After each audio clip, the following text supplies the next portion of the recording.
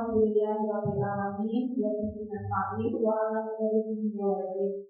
Puji syukur senantiasa kami ucapkan kehadirat Allah Subhanahu wa taala yang telah memberikan limpahan karunia sehingga kami bisa berkumpul bersama dalam acara diseminasi waktu ajar 1.4 yaitu budaya positif.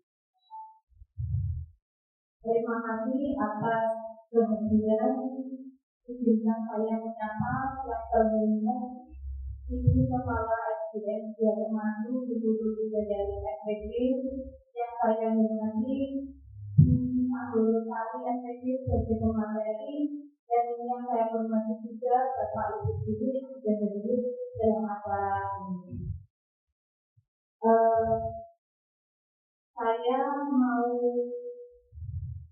membacakan susunan acara pada pagi hari ini. Yang pertama yaitu pembukaan, yang kedua doa, yang ketiga sambutan kepala sekolah, yang ketiga penyampaian materi oleh Sari, yang keempat tanya jawab, dan terakhir penutup. Langsung saja kita buka acara ini dengan bacaan bersama. Bismillahirrahmanirrahim. Acara selanjutnya yaitu pembacaan doa yang terhormat Ibu waktu dan tempat saya silakan.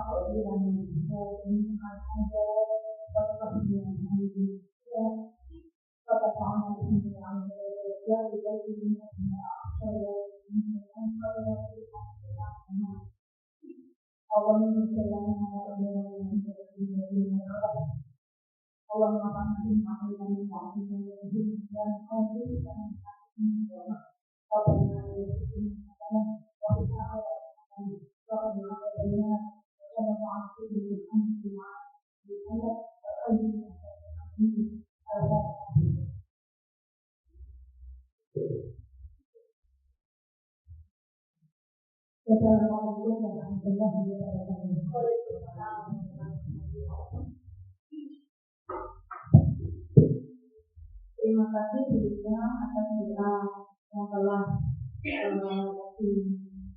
pada hari ini. Semoga acara selanjutnya tetap lancar sampai selesai.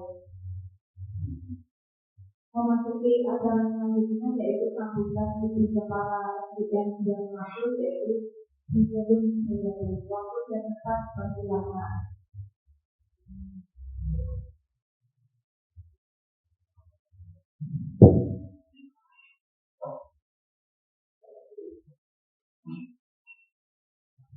Assalamualaikum warahmatullahi wabarakatuh.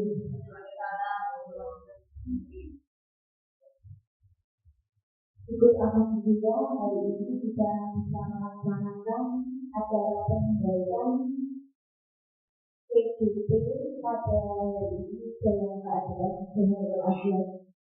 Selawat kepada kita kepada Nabi Muhammad Sallallahu Alaihi Wasallam. Bacaan Sallallahu Alaihi Muhammad ulama Indonesia. Semoga kita semua mendapatkan manfaatnya kelak di dunia.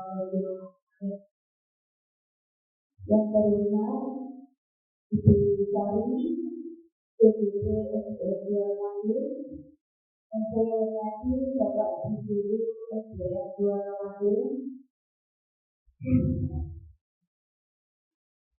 Acara hari ini akan Alhamdulillah bisa kita awali dan juga kita lakukan.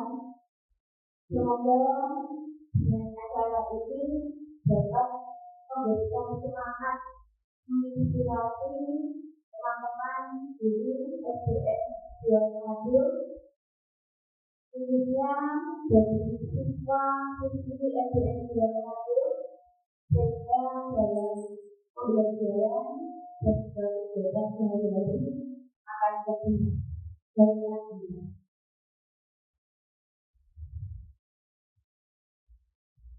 Itu mungkin dari saya untuk kajian hari ini. Semoga acaranya berjalan panjang dan dapat diterima dengan baik. Juga bagi saya, wassalamualaikum warahmatullahi wabarakatuh.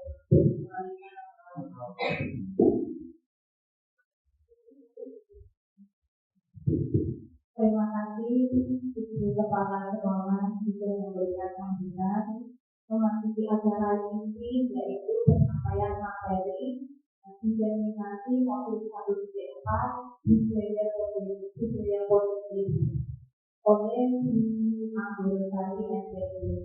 Monggo sekali.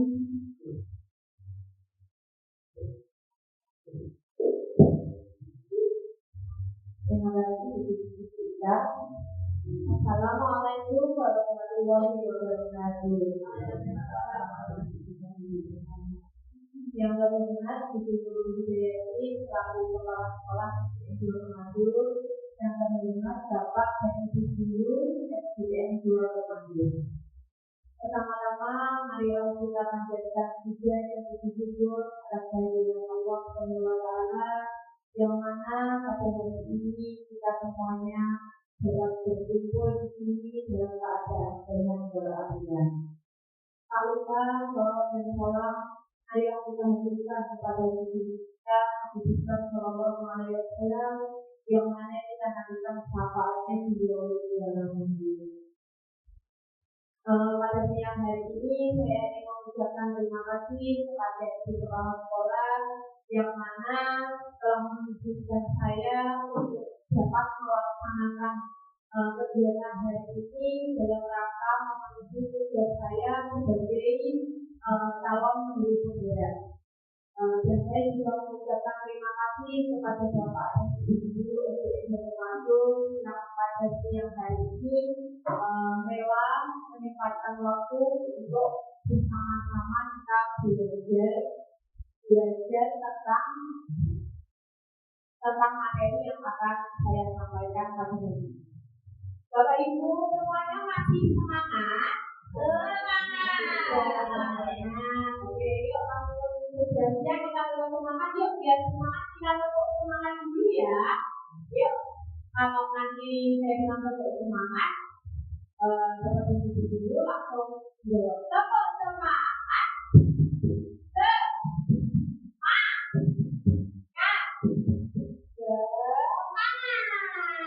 Ya Bapak Ibu, ya kita semangat, tetap semangat.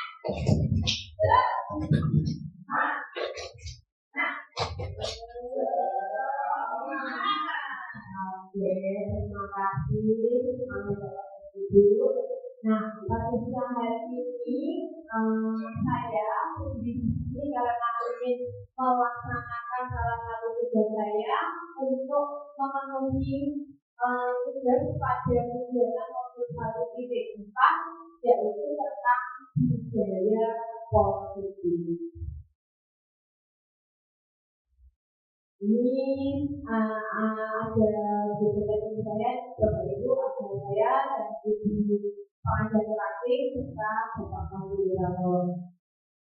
Berikutnya pada siang hari ini adalah kenapa ya kok kegiatan ini dilakukan itu apa? Tujuan dari nanti ini adalah guna mengikuti dan aksi nyata untuk 1.4 tentang budaya politik. Yang kedua, menyebarkan pemahaman budaya politik kepada seluruh keluarga sekolah. Dan yang ketiga, ajak semua warga sekolah untuk bersama-sama menerapkan budaya positif. Berikutnya tentang budaya positif. Budaya positif itu merupakan perwujudan dari nilai-nilai keyakinan universal dan kebiasaan yang diterapkan di sekolah yang bersifat pada murid dan dapat berkembang menjadi pribadi yang kritis, penuh dengan dan tanggung jawab. Oke, di sini diharapkan kita itu bisa belajar Bapak Ibu semuanya bisa menerapkan tentang budaya positif. Sebelum saya menginjak ke materi berikutnya, mungkin kira-kira Bapak Ibu punya gambaran atau tidak budaya positif itu apa sih? Menurut Bapak Ibu semuanya kita diskusi dulu ya sebelum memasuki materi. Kira-kira menurut Bapak Ibu tentang budaya positif sendiri itu apa? Mungkin ada yang mau mengatakan?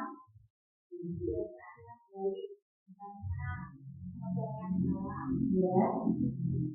Mengajarkan juga sesuai dengan yang dijalankan. Budaya positif itu adalah mengerjakan kegiatan sesuai yang dijadwalkan atau kebiasaan-kebiasaan yang positif seperti saling sekali. Nah, di sini sebelum kita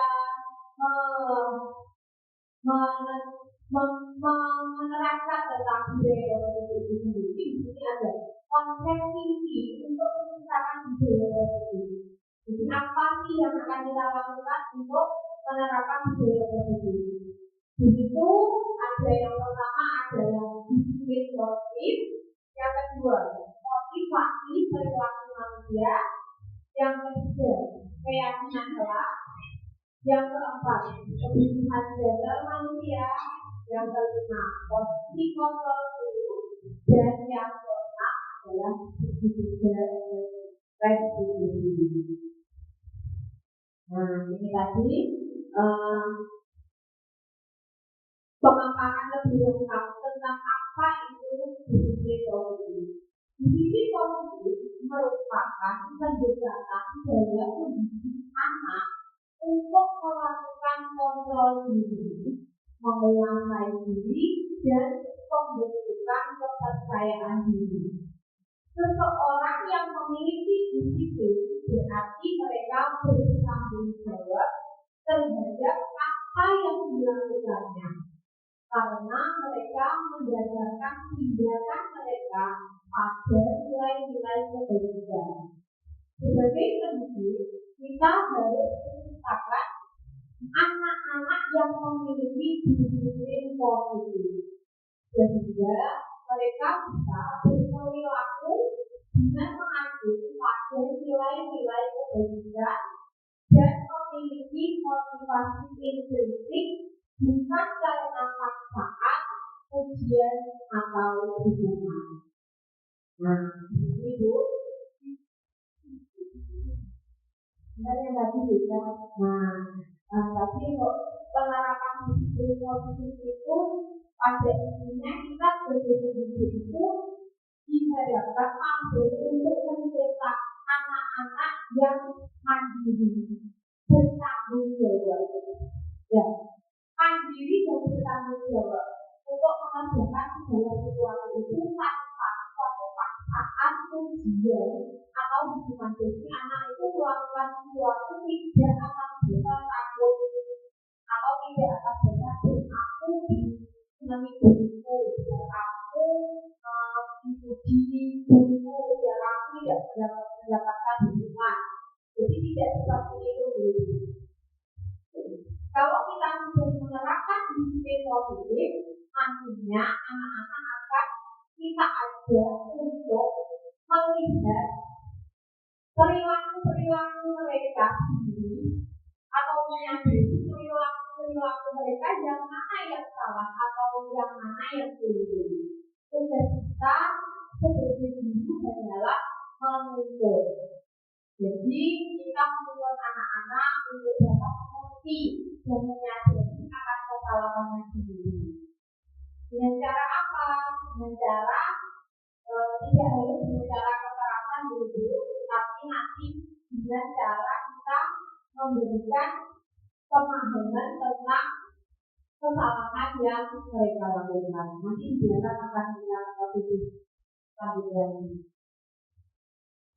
Di sini ada 3 motivasi perilaku manusia menurut Jeff. Yang pertama, menghindari ketidaknyamanan atau hubungan. Yang kedua, mendapatkan imbalan atau penghargaan. Yang ketiga, menghargai diri dan menjadi orang yang mereka. Berikutnya, menghindari ketidaknyamanan atau hubungan. Ini adalah tingkat terendah dari motivasi perilaku manusia. Biasanya orang yang motivasi perilakunya untuk menghindari hubungan atau ketidaknyamanan akan bertanya, apa yang akan terjadi apabila saya tidak melakukannya? Sebenarnya mereka sudah menghindari permasalahan yang mungkin muncul dan berpengaruh pada mereka secara fisik, psikologi maupun tidak terpenuhinya kebutuhan mereka. Bila mereka tidak melakukan tindakan tersebut, motivasi ini bersifat eksternal. Yang berikutnya, mendapatkan imbalan atau penghargaan dari orang lain. Satu tingkat di atas motivasi yang pertama, ini orang berperilaku untuk mendapatkan imbalan atau penghargaan dari orang lain. Orang dengan motivasi ini akan bertanya, apa yang akan saya dapatkan apabila saya melakukannya? Mereka melakukan sebuah tindakan untuk mendapatkan tujuan dari orang lain yang menurut mereka penting dan mereka letakkan dalam dunia kualitas mereka. Mereka juga melakukan sesuatu yang mendapatkan hadiah, pengakuan atau imbalan. Motivasi ini juga bersifat eksternal. Berikutnya, menjadi orang yang mereka inginkan dan menghargai diri sendiri. Orang yang motivasi ini akan bertanya, akan menjadi orang seperti apabila orang akan menjadi orang yang seperti apa apabila saya melakukannya. Mereka melakukan sesuatu karena nilai-nilai yang mereka yakini dan hargai, dan mereka melakukannya karena mereka ingin menjadi orang yang melakukan nilai-nilai yang mereka yakini dan hargai. Ini adalah motivasi yang akan membuat seseorang memiliki disiplin positif, karena motivasi berperilakunya bersifat internal dan bukan eksternal. Nah, di sini Bu ada hubungan, konsekuensi, dan penghargaan. Yang pertama adalah hubungan. Hubungan itu tidak berencana, murid tidak tahu apa yang akan terjadi. Murid tidak dilibatkan, bersifat satu arah, berupa fisik maupun psikis, disakiti dengan perbuatan atau kata-kata. Yang kedua adalah konsekuensi, terencana dan tidak disepakati. Sejak guru dan murid sudah tahu sebelumnya serta konsekuensinya. Diberikan berdasarkan data yang diukur berapa kali pelanggaran. Guru selalu mengontrol murid, murid tidak tetap buat tidak nyaman. Jadi kalau konsekuensi ini kita sudah membuatnya bersama murid, itu kita sebagai guru tinggal memantau kira-kira anak ini melakukan pelanggaran apa seperti itu. Dihukum oleh penghargaan. Intinya pertama, penghargaan tidak efektif, merusak hubungan, mengurangi ketepatan, menurunkan kualitas, mematikan kreativitas, menghukum, merusak motivasi individu. Ini tadi Bapak Ibu semuanya salah satu kegiatan yang bisa kita lakukan dalam menerapkan budaya positif adalah dengan diharapkan Bapak Ibu semuanya itu membuat keyakinan kelas yang kita buat bersama murid-murid. Kalau yang sudah kita sepakati bersama murid-murid. Di sini pengertian dari keyakinan kelas adalah nilai-nilai kebebasan universal yang disepakati secara tersirat dan tersurat, lepas dari latar belakang suku, negara, bahasa maupun agama. Guru bergerak dalam mewujudkan terwujudnya keyakinan kelas atau sekolah dengan cara membuat kesepakatan antara guru dengan murid. Pembentukan keyakinan sekolah atau kelas berupa pernyataan universal yang bersifat positif, tidak terlalu banyak agar kemudian diminat dan dipahami. Berikutnya dapat diterapkan di lingkungan sekolah. Semua warga kelas hendaknya ikut kontribusi dalam pembuatan keyakinan kelas lewat kegiatan kurang. Yang berikutnya bersedia meninjau kembali keyakinan kelas dan waktu. Jadi keyakinan kelas ini nanti ada dua yaitu kalau kita bisa membuatnya keyakinan kelas itu di dalam kelas kita dan di dalam sekolah. Jadi berbeda. Kalau di dalam sekolah nanti yang tertaati adalah seluruh warga yang ada di sekolah. Dan keyakinan kelas itu syaratnya adalah kita juga harus membuat secara bersama-sama, bersulit berbeda. Jadi semua warga yang ada di sekolah kita libatkan untuk pembuatan keyakinan kelas. Dan yang berikutnya adalah keyakinan kelas sama, tetapi perbedaannya adalah keyakinan kelas itu kita buat bersama dengan anggota kelas itu sendiri. Jadi tidak semuanya. Dan itu dilakukan juga dengan demokrasi ini kita melibatkan anak-anak untuk membuat sendiri tentang keyakinan apa yang akan mereka buat. Jadi mereka nanti akan juga menyadari tentang hal apa yang sudah mereka tuangkan dalam keyakinan kelas itu.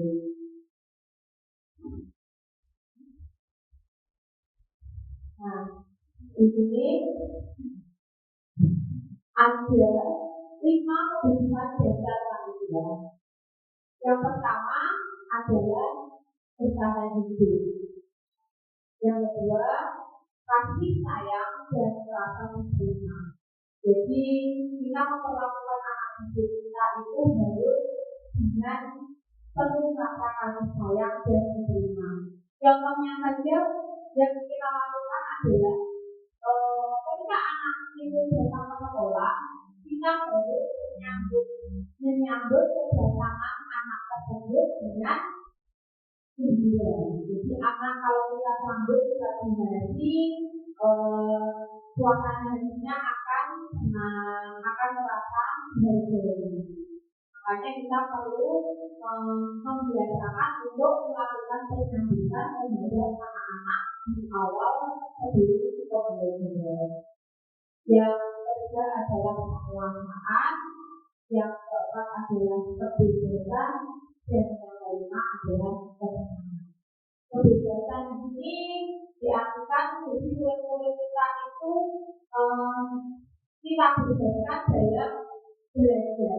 Kita tidak menuntut seperti apa yang kita inginkan, tapi kita memfasilitasi untuk memberikan pilihan-pilihan agar anak itu nyaman pada saat proses pembelajaran. Berikutnya adalah kesenangan, karena memang anak-anak itu identiknya di dunia bermain. Jadi anak-anak itu dalam proses pembelajaran memang harus selalu diikuti dengan murid-murid agar anak merasa senang.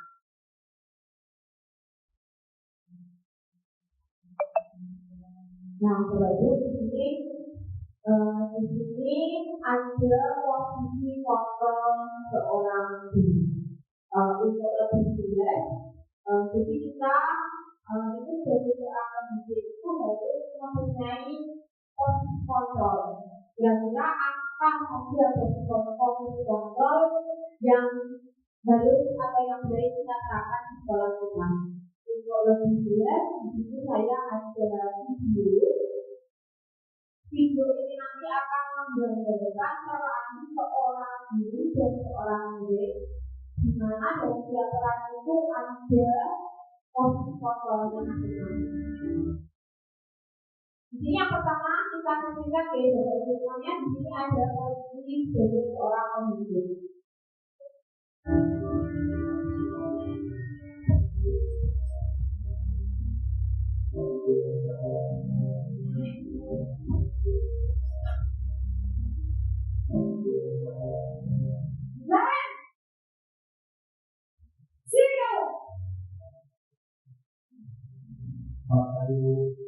Selalu terlambat. Kamu deh, pasti terlambat. Aku, saya. Apa coba? Alasan kamu apa lagi? Kapan sih kamu tidak terlambat? Lawat sekali ya kamu jadi anak. Saya. Jangan semangat. Jangan kapok sih kamu. Sudah berapa kali terlambat? Sana, kamu beli lapangan basket 2 kali. Kenapa saya harus beli lapangan basket, Bu? Kenapa? Kamu malah ibu. Berani-beraninya jawab. Sudah terlambat, masih berani jawab pula. Sekarang, beli lapangan basket 5 kali sekalian. Biar kapok. Pak, pergi ke lapangan basket.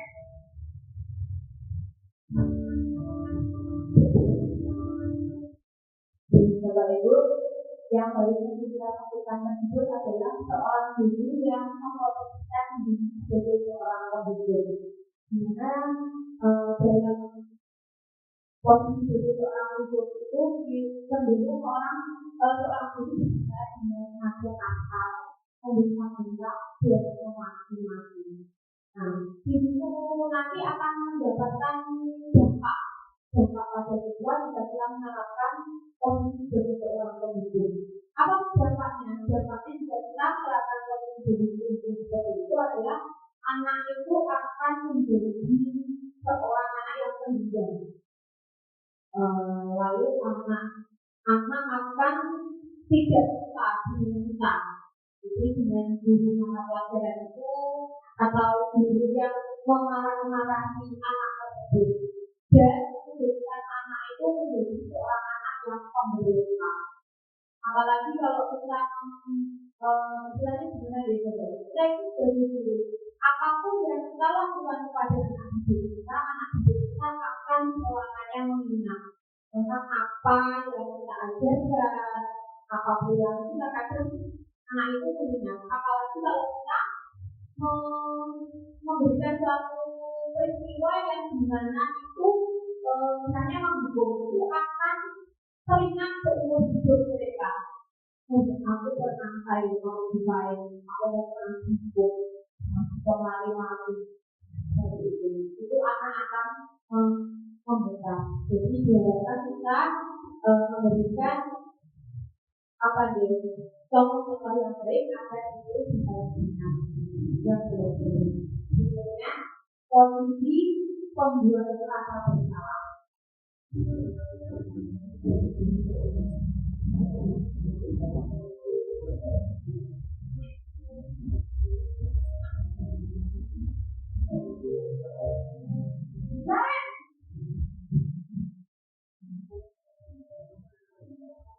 Selamat pagi, Bu. Naren, kamu kenapa terlambat lagi, nak?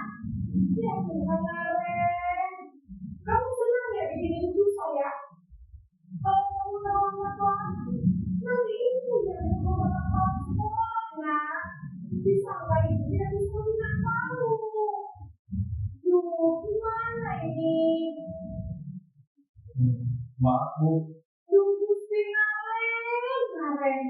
Kamu suka ya kalau ibu berbahasa sekolah?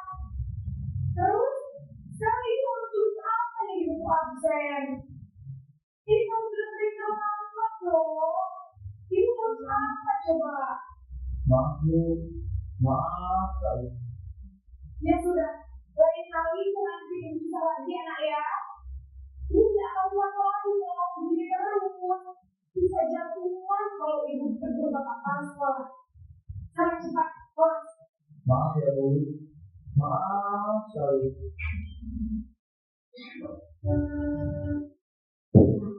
Jadi yang baru kita saksikan adalah posisi pembuat rasa bersama.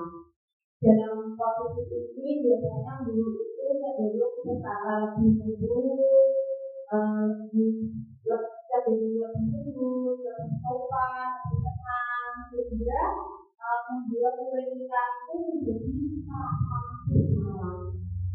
Dan akhirnya jika kita menerapkan posisi pembuatan rasa itu nanti, anak akan menjadi rasa bersama dan menyimpan emosi, dan anak akan cenderung menarik diri dari lingkungan. Itu dampaknya. Berikutnya posisi teman.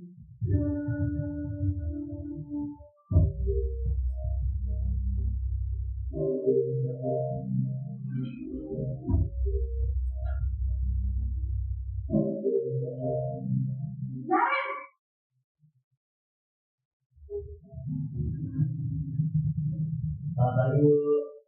Wah, sudah berapa ini nak? Selamat pagi ya sayang.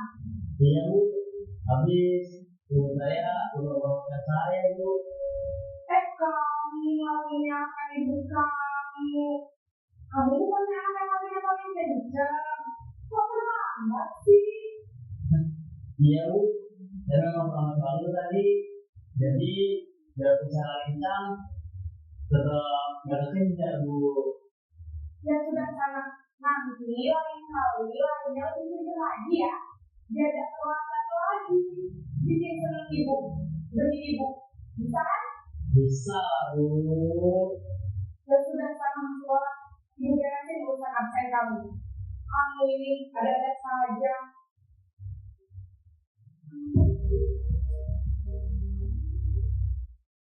Tadi yang baru kita lakukan adalah posisi sebagai teman. Biasanya dalam posisi ini guru berbicara lebih lebih santai, lebih beliau juga membuat itu merasa nyaman dan tenang. Tetapi ada dampaknya jika kita memposisikan diri teman. Dampaknya nanti itu anak akan bergantung kepada orang lain. Jadi mandate orang diri, paling nggak boleh. Terus membuat anak menjadi tidak mandiri. Itu dampak dari posisi sebagai teman. Yang berikutnya posisi sebagai pemantau.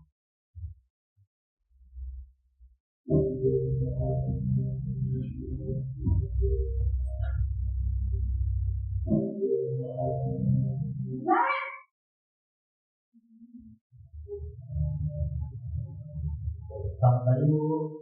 Ren, apa peraturan sekolah kita tentang jam berapa kita harus masuk sekolah? Kita harus di sekolah ini Bu. Iya betul. Sekarang sudah jam 7.20. Mari kita tahu. Coba itu makanya mari kita pastikan yang terakhir adalah posisi sebagai manajer.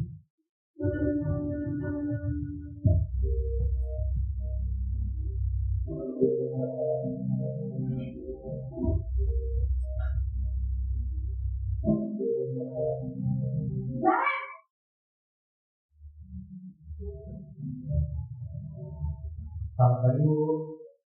Selamat pagi Naren. Maaf Bu, saya terlambat. Iya, sekolah masuknya jam 7, sekarang sudah jam 7.20. Jadi sekarang bagaimana ini Naren? Maaf Bu, saya lupa tahu semalam. Baiklah, menurut kamu, keyakinan sekolah yang mana yang perlu kamu tingkatkan? Menghargai diri sendiri dan orang lain mungkin ya Bu. Setuju. Jadi, apakah Naren yakin prinsip saling menghormati tersebut? Saya ingin intinya. Apakah Naren bersedia sebagai masalah keterlambatan ini? Iya Bu. Bagaimana kamu memperbaiki masalah keterlambatan ini? Saya akan coba untuk tinggal mengenal alam saya Bu. Baik, kalau kalian mengenal alam di rumah, ada orang yang tidak bisa bantu mengingatkan tidak? Ada Bu. Kakak saya, Kak Emma. Ada kan di dalam Kak Emma? Selain Kak Emma, ada ibu saya. Baik, jadi yang mengingatkan adek adalah Kak Emma dan ibu kalian. Kira-kira akan mulai alam kamu ya? Setelah sholat akan segera saya lakukan. Baik, jadi kalian akan sedang alami untuk bangun besok pagi dan akan diingatkan oleh kakak dan ibu dan ayah. Adalah yang program online agar tidak terlambat jauh lagi. Tidak ada Bu. Baik kalian, terima kasih untuk bersama kami. Sekarang kamu perlu kembali ke kelas belajar. Baik Bu, terima kasih. Itu semua yang dari kesempatan kita adalah posisi belajar, di mana posisi belajar ini adalah posisi yang sangat disarankan yang dilakukan seorang guru. Yang kenapa kita disarankan untuk membimbing anak kita sebagai posisi sebagai seorang guru, karena kita nanti akan dapat menjadikan anak kita itu menjadi anak-anak yang mandiri, bertanggung jawab. Mereka dapat bertanggung jawab atas konsekuensi kegiatan yang telah mereka lakukan dengan menyadari sendiri, dengan melihat keyakinan kelas atau sekolah yang sudah mereka sepakati. Berikutnya, itu tadi adalah posisi ideal seorang guru. Posisi kontrol yang paling digunakan adalah posisi manajer. Guru melakukan diskusi bersama murid dan mempersilahkan mempertanggungjawabkan perilakunya dan mendukung murid agar menemukan solusi atas permasalahan sendiri. Di posisi ini, murid dapat menjadi pribadi yang mandiri, terbuka dan bertanggung jawab atas segala perilaku sebenarnya yang pada akhirnya dapat menciptakan lingkungan kondusif, aman, dan nyaman. Nah, berikutnya budaya positif yang dapat kita terapkan di sekolah kita lagi adalah budaya positif tentang restitusi. Apa itu restitusi? Restitusi adalah proses menciptakan kondisi bagi murid untuk memperbaiki kesalahan mereka, sehingga mereka bisa kembali pada kelompok mereka dengan karakter yang lebih kuat. Restitusi merupakan proses kolaborasi yang mengajarkan murid untuk mencari solusi untuk masalah dan membantu murid berpikir tentang orang seperti apa yang mereka inginkan dan bagaimana mereka harus memperlakukan orang lain. Di sini restitusi juga merupakan sebuah pilihan, bukan merebut kesalahan, tapi belajar dari kesalahan, memperbaiki hubungan untuk mengevaluasi terhadap orang lain. Tawaran bukan paksaan, menciptakan kondisi bagi murid untuk menyelesaikan masalah dan berbuat lebih baik lagi. Selanjutnya, menuntut murid untuk melihat adanya ketidakselarasan antara tindakan dan keyakinan yang diinginkan. Dan terakhir, mencari kebutuhan dasar yang mendasari tindakan.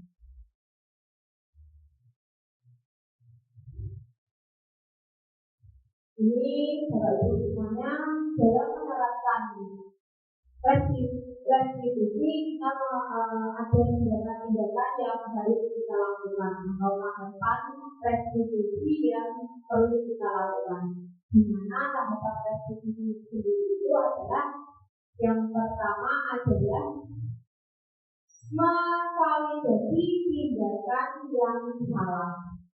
Berikutnya menstabilkan identitas, dan yang ketiga adalah menanyakan pengadilan. Ini adalah tahapan restitusi dalam menyelesaikan suatu permasalahan. Nah, di sini untuk lebih jelasnya bagaimana proses ketiga restitusi itu dalam penerapannya, di sini ada contoh ini.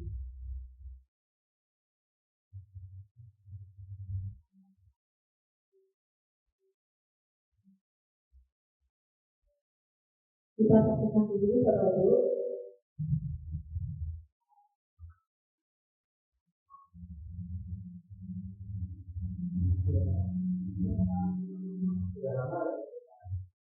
Kenapa ada itu?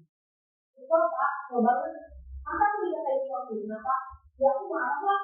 Aku baru tanya di sekolah. Coba. Oh gitu. Ya pasti dengan mengajar besar. Maka juga karena saya ada yang berusaha. Kemudian pada saat itu kamu mau melakukan apa? Ya saya cuma tanya Pak. Coba saya bisa dia pada lain. Oh gitu. Tapi kamu melakukan itu karena suatu alasan tertentu kan? Iya Pak, saya dia aja Pak. Ya saya dia ini Pak. Aku saya dia juga punya. Ya wajar lah. Untuk alasan ada itu sesuatu yang penting ya. Umumnya kamu tidak lebih barat. Yang benar. Iya Pak. Mungkin saya masih bersabar. Jadi saya mendekat dia. Ya benar Pak. Saya masih berada Pak. Ya pasti ya. Tapi kamu memiliki pertahanan salah. Kamu memiliki sudah lebih salah lagi. Iya. Nah, sekarang coba kita lihat lagi. Tindakan kamu yang kita katakan itu, tindakan kamu itu kira-kira sesuai dengan keyakinan Pak atau itu pasti? Enggak lah Pak. Sampai Pak di mana? Jadi keyakinan atau titik mana yang sesuai dengan keyakinan kamu? Ya, saya sebenarnya harus menjadi orang lain. Mungkin saat itu saya menjadi emosi. Jadi tidak ingin kata itu. Kamu meyakini tidak? Mengambil orang itu tidak kamu? Ya, pulang Pak. Iya, setuju. Kita harus saling mengalir. Namun ada juga keyakinan yang pasti perlu kita jalankan. Apabila tidak ada marah kan? Ya, saya tidak bisa aktif dengan diri sendiri. Saya bisa berbeda sabar, kalau begitu itu apa lagi? Kira-kira kamu bersedia berbagi masalah ini? Sedia Pak. Kalau kamu berbagi masalah ini, kamu akan menjadi orang yang bersedia. Saya akan menjadi orang yang bertanggung jawab kalau Pak. Ya, menjadi satu aktif. Iya. Menurut kamu, bagaimana rasanya menjadi orang seperti itu? Yang namanya bangga bisa bersabar dengan sendiri. Baiklah kalau begitu. Yuk kita pikirkan bagaimana memperbaiki masalah ini.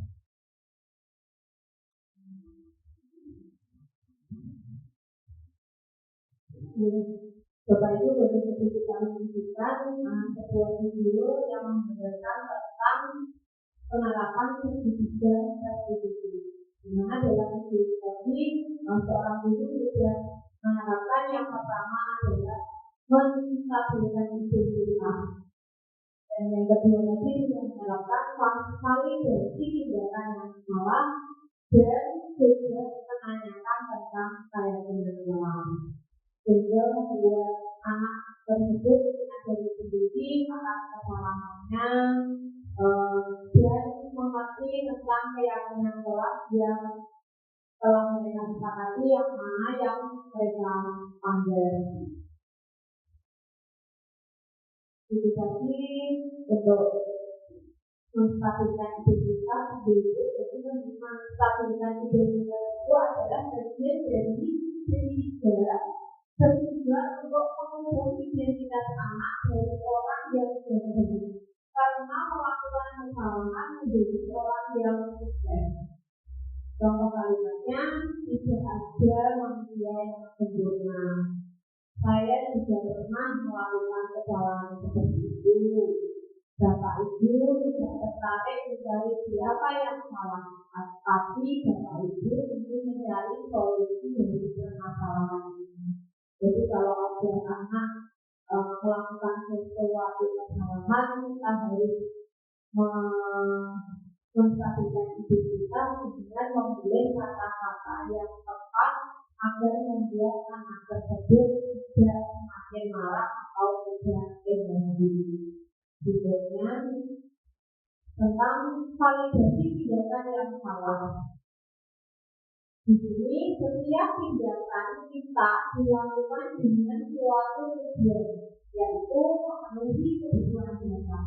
Contoh kalimatnya, padahal kamu bisa melakukan yang lebih buruk dari ini ya. Lalu aku pasti punya alasan mengapa kamu melakukan hal itu.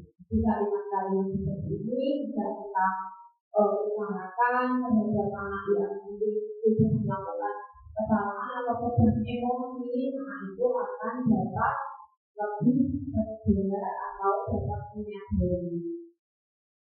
Berikutnya menanyakan keyakinan. Anak akan siap untuk diberikan dengan nilai-nilai yang dia percaya dan bersedia menjadi orang yang dia inginkan.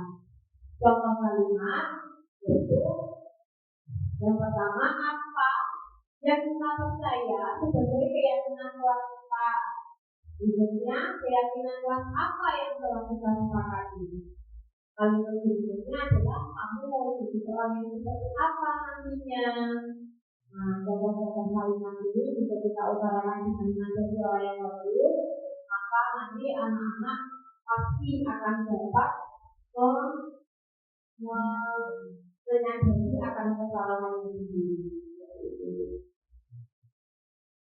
Nah, Bapak Ibu semuanya, kesimpulan dari materi yang sudah saya sampaikan pada hari ini adalah tentang budaya positif. Di mana budaya positif itu akan menimbulkan rasa aman dan nyaman pada murid dalam proses pembelajaran.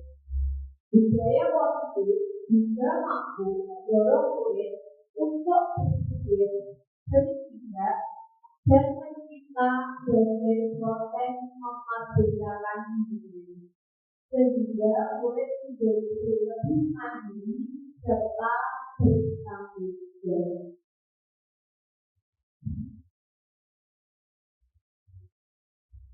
Bapak Ibu, alhamdulillah materi yang saya sampaikan tentang budaya positif sudah selesai.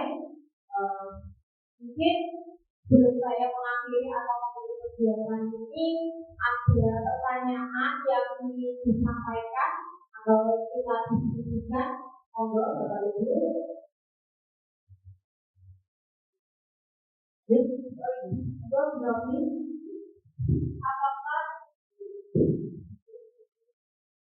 Apakah sebagai guru masih tidak diperbolehkan untuk menghukum siswa karena melakukan kesalahan, tetapi sesuai dengan manajerial tadi tidak dilaksanakan, tapi dia berulang dan berulang lagi membuat kesalahan yang sama. Dia sama itu menghukum siswa karena melakukan kesalahan yang berulang-ulang sama. Terima kasih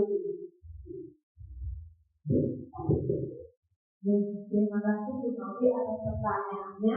Pertanyaannya tadi, apakah kita sebagai guru masih diperbolehkan memposisikan diri sebagai seorang penghukum karena murid itu melakukan kesalahan yang berulang-ulang? Dari pemaparan materi ini, kita sebagai guru pada saat itu tidak diperkenankan atau diharapkan tidak memposisikan diri sebagai seorang penghukum, tetapi kita diharapkan dan disarankan memposisikan diri sebagai seorang manajer. Jadi cara kita untuk mengajarkan anak-anak itu tidak dengan dihukum, tapi kita akan tindakan-tindakan yang dilakukan anak sendiri dengan cara hidup. Jadi kita menerapkan 8 yang pertama adalah melakukan aktivitas, yang kedua melakukan tindakan, dan yang ketiga adalah menanyakan keyakinan. Insya Allah jika itu kita terapkan di depan dengan sesuai, anak itu akan menyadari diri tentang kesalahan-kesalahan yang telah mereka lakukan, dan setelah kita menerapkan itu, maka anak akan menjadi anak yang lebih mandiri, bertanggung jawab, dan menyadari akan kesalahan.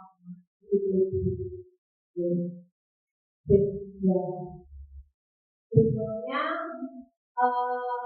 sebelum saya mengakhiri acara kajian yang hari ini, kita tadi sudah membahas tentang keyakinan berbagai juga tentang keyakinan kelas dan keyakinan sekolah. Jadi ada 2. Nanti kita mempraktekkan tentang kira-kira kalau kita itu membuat keyakinan sekolah itu apa yang ingin kita buat, yang bisa membuat anak didik kita menjadi anak yang lebih mandiri dan bertanggung jawab. Nanti Bapak Ibu bisa menuliskan angan-angan apa yang ingin kita buat untuk keyakinan sekolah kita. Nanti bisa ditulis di note dan ditempelkan di papan sebelah kanan.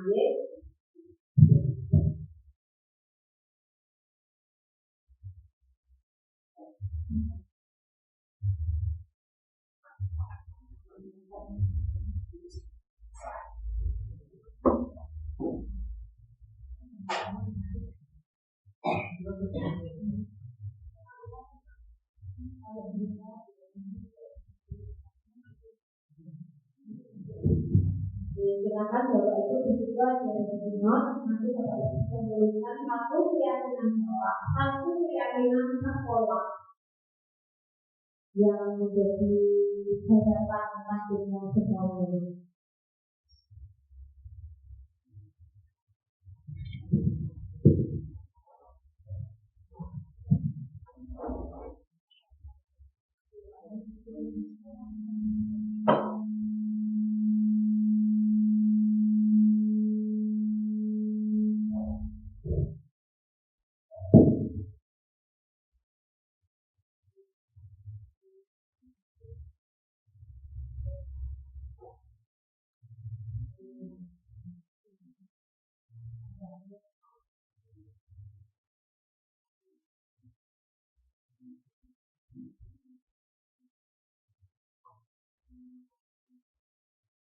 Kalau yang sudah selesai bisa ditempelkan di